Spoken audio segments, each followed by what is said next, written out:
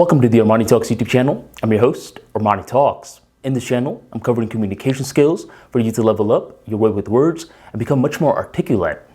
In today's episode, we are going to be talking about willpower and how to build it by simply knowing your alphabets. The thing with communication skills is that it's a lifelong process. You're always taking in new information, dealing with new people, and sometimes what used to work is now no longer working, and vice versa is true. Therefore, the person with elevated levels of willpower will constantly be able to adapt. But you're watching this video for a reason. You may be thinking, okay, I know that willpower is needed, but as of late, I require an immense amount of willpower to do the tiniest of tasks. What happened? And can things change? Of course, things can always change. And if you're ready to learn how, be sure to drop that like for me right on below. And if you're new to the channel, do not forget to hit subscribe. A couple of years back, there was a moment when I gained a lot of weight and I was looking chubby. And my good friend, let's call him Arnie, he got chubby as well. One day we're talking and we're like, what happened to us, man? I mean, back in the days, we used to be in such great shape, and now we're getting fat. What are we gonna do? And Arnie's like, I'll tell you what we're gonna do. We're going to lose weight. And I was like, yeah? He nods his head, yeah. But here was the issue with all of this. Arnie and I had very different schedules. He was one of those night workers. I was one of those day workers, and we didn't know how we were going to go to the gym together at the same time in order to lose this weight. So what we did was we made a promise to each other. We're like, Arnie, Arman, us two, we are going to hold each other accountable. Every now and then, we are going to meet up and make sure that we are losing weight. How you do it is up to you, but we need to make sure that we are losing weight. Deal? Arnie sticks out his hand. Deal. It was the beginning of a journey. For the next couple of weeks, I ended up going to the gym, lifting some weights, doing some cardio, doing some stretching, and I was taking a lot of progress pics to measure my transformation. A couple of weeks goes on by, Arnie hits me up and he's like, hey, we should check point with one another to make sure that we're both losing weight. So I go to his place, and as soon as Arnie greets me, I'm amazed. He's lost a lot of weight.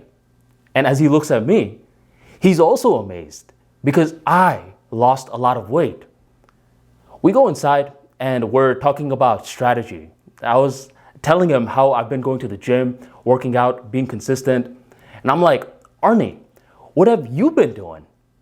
And he's like, not going to the gym. I'll tell you that much. Not going to the gym? I thought you had to go to the gym if you wanted to lose weight. If you're not lifting weights, then what are you doing, Arnie? And that's when he walks me to his kitchen. And he opens his fridge. He pulls out fried chicken. And he's like, Armani, this has been my cheat code. I was like, fried chicken? He's like, yeah, with this fried chicken, I'll tell you what I've been doing. I heat it up, and as I get the fried chicken skin, I put it in my mouth, I chew on it, I get the taste of the fried chicken, and then I spit it out. You spit it out? Then why'd you get the fried chicken at all? He said, the reason that I got the fried chicken was because it allows me to get the taste of unhealthy food, but not get the calories from it. I do this every single day while eating healthy, and it feels as though that I have something to look forward to. Who needs the gym? And as he's telling me this, I'm like, Arnie, I'm not gonna lie to you, man. What you're doing with the fried chicken is much more difficult than what I'm doing with the gym. And he's like, No way, man. I mean, I get to taste the fried chicken and I spit it out. You are paying an institution to put your body in pain. Come on, your activity requires way more willpower. And I was like, nah, man, I'm pretty sure I could get more people to agree with me than with you. And this was the first lesson in the story where I learned that what comes easier to one person is very difficult for another person, and vice versa. And this is where, let's say you're running low on willpower, you may want to first assess, is there something that I can do to make this easier? Is this something that is congruent with my personality? Because one of the services that the ArmaniTalks brand provides is to help introverted entrepreneurs learn how to speak in front of the camera. But a lot of the times, these guys want to speak in front of the camera and they feel very, very uncomfortable. But I come to find out that they're amazing writers. And that's another service that I offer where I help authors, upcoming authors, gather their ideas into a book and build a lifelong digital asset.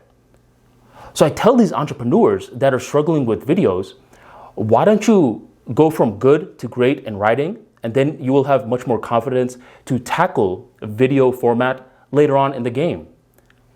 And by making that slight little transition, they're capable of feeling way better, and they require less willpower for the activity of writing versus recording videos. So at this stage, you may want to just be like, wait, is there any little minor transformations that I can make that will lead to an exponential result, like switching from video to writing, or maybe switching from fried chicken to working out? That's trick number one.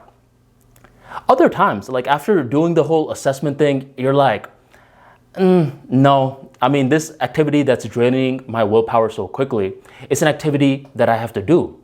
Let's say I'm put in a position where for some reason I can't go to the gym and I am being forced to do Arnie's trick of the fried chicken. Now, this is going to drain my willpower much quicker. How is it that I can speak to my mind in an efficient way to build the willpower back up? See, here's what you need to understand, and this is one of the most important things you can understand ever, especially with mental stamina. Your mind, when it doesn't know when there is going to be an ending, that's when you feel burnout. Like if you are completely unaware like how long the pain is going to last, that's when burnout begins rising. But if you tell someone who is on the verge of feeling burnout, hey man, there's only 25 minutes left of this. This person is going to feel optimism out of nowhere. So setting that definite goal versus that indefinite goal makes all the difference. How does this apply to you? See, here's what happens. Whenever you're doing an activity that you do not like, I want you to picture mentally you are reciting the alphabet, A, B, C, D, E, F, and you could even match it with the tick-tock from your watch, just so there's a nice little rhythm. A, B, C, D. You're doing this annoying activity. Whenever you do an activity that you do not like, the A, B, C, D, E, F, G is much faster. And once you're done at Z, you're like, I don't have any willpower left. This is where you trick the mind. When you are on the verge of hitting Z, you just reset it back to, I'm on B. And when you give this level of clarity to the mind, it's like, okay, you're on B, then next is C, then D, then E, and automatically you added more willpower because you gave your mind more units of increments to operate with. So if I'm over here doing the whole fried chicken challenge, I'm first probably going to go from A to Z very quickly, but I still have, let's say, another hour of doing this exercise. I will mentally say, no, you're just on B. And by giving my mind that level of clarity, suddenly my nervous system is going to feel more energy. And once it feels more energy, I'm going to do this activity with enthusiasm rather than the attitude of mopiness. So the recap for today's video is that different people are different. This isn't rocket science. And when we acknowledge the differences, we'll see that what comes easy for one person will be difficult for another person, and vice versa. Our first action item is to find the things that are easy for us.